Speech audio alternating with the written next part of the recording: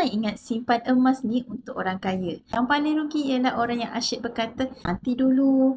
Hari ni kita semua nampak harga barang semakin naik, nilai duit pula semakin susut. Kalau duit hanya disimpan dalam bentuk tunai tanpa ada aset yang membantu melindungi nilainya, kuasa beli kita akan semakin mengecil tahun demi tahun. Sebab tu sekarang ramai yang mula menyimpan emas melalui akaun gap. Tak kiralah dia gaji kecil ke, dan ke, suri rumah ke, baru nak belajar menyimpan ke, grab food ke, atau sekadar nak elakkan duit habis tanpa sedar. Dengan serendah RM100, dah boleh mula kumpul gram emas secara konsisten. Tak perlu tunggu kaya, tak perlu tunggu bonus, tak perlu tunggu masa yang sesuai.